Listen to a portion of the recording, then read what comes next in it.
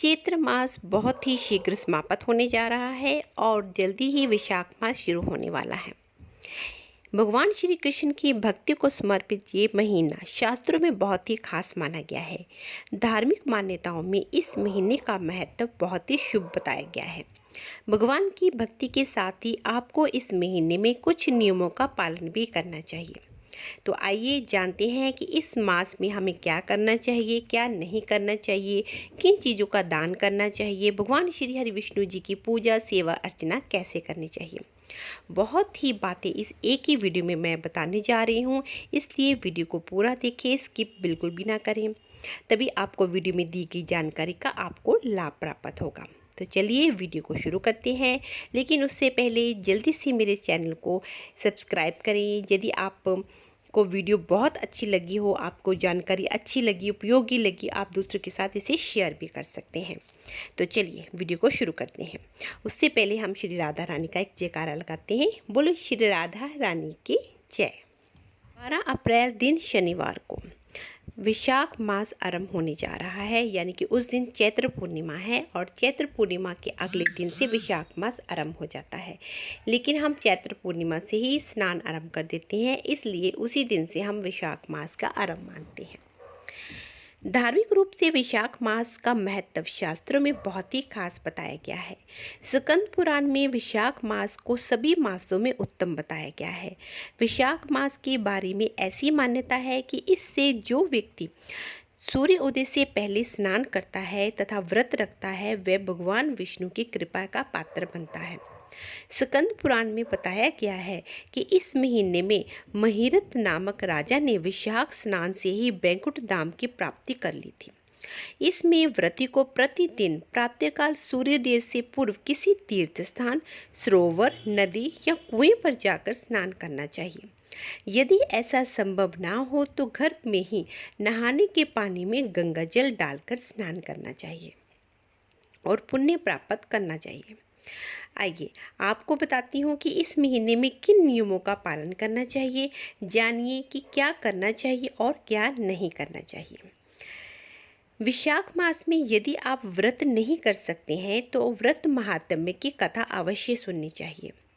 ओम नमो भगवते वासुदेवाय मंत्र का रोजाना कम से कम 11 बार जाप करना चाहिए। व्रती को एक समय भोजन करना चाहिए। विशाख मास में जरूरतमंद लोगों को कम से कम साफ जल पिलाने की व्यवस्था अवश्य करनी चाहिए। इस मास में प्याऊ की स्थापना भी करवानी चाहिए। पंखा, खरबूजा एवं अन्य फल आदि का दान भी करना चाहिए। स्कंद पुराण के अनुसार इस मास में तेल लगाना, दिन में सोना, कांसे के बर्तन में भोजन करना और दिन में 2 बार भोजन करना वर्जित माना गया है। हो सके तो आप भी एक वक्त का भोजन त्याग दें और इन दिनों में जमीन पर सोना आरंभ कर दें। विशाख मास के देवता भगवान मधुसूदन हैं, यानी कि भगवान श्री कृष्ण। इसलिए इस महीने में लहसुन प्याज का त्याग कर देना चाहिए। तली भुनी चीज़ें भी नहीं खानी चाहिए। आप चाहे तो इस महीने में बेल खा सकते हैं, क्योंकि बेल की तासीर ठंडी होती है। इस मास में गर्मी का प्रकोप अत्यधिक हो जाने के कारण हमें ठंडी ठंडी चीज़ों का ही सेवन करने चाहिए, जैसे कि खरबूजा, ककड़ी, खीरा, तरबूज, बेल इत्यादि। विशाख मास में कुछ ऐसी चीज़ों का दान करने से हम पुण्य के भागी तो बनते ही हैं, साथ में भगवान श्री हरि विष्णु की कृपा के पात्र भी बनते हैं और बैकुंठ धाम जाने का एक प्रकार से टिकट भी हासिल कर लेते हैं। तो चलिए अब हम जानते हैं कि इस महीने में वो महादान कौन से हैं।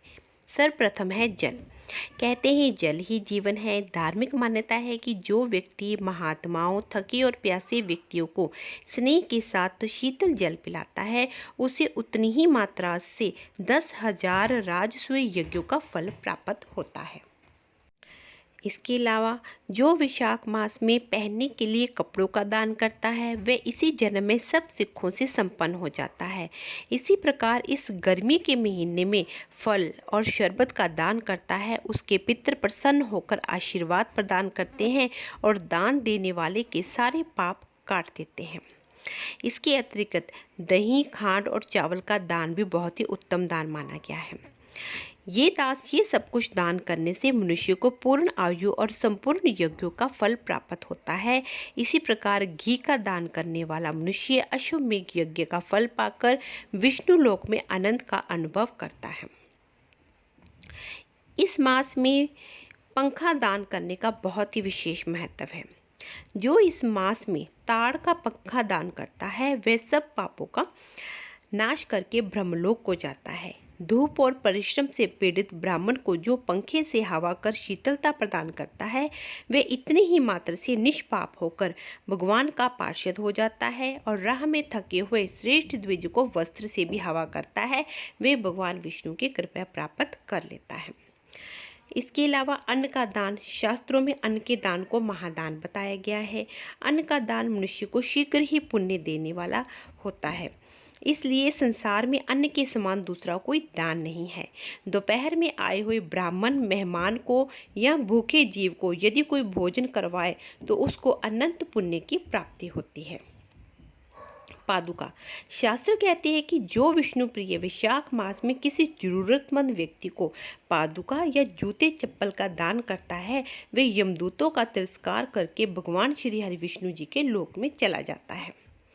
चटाई का दान, निद्रा में दुख का नाश होता है, निद्रा से थकावट दूर होती है, इसलिए जो मनुष्य तिनके या खजूर आदि के पत्तों से बनी हुई चटाई दान करता है उसके सारे दुखों का नाश हो जाता है और परमलोक में उत्तम गति प्राप्त करता है।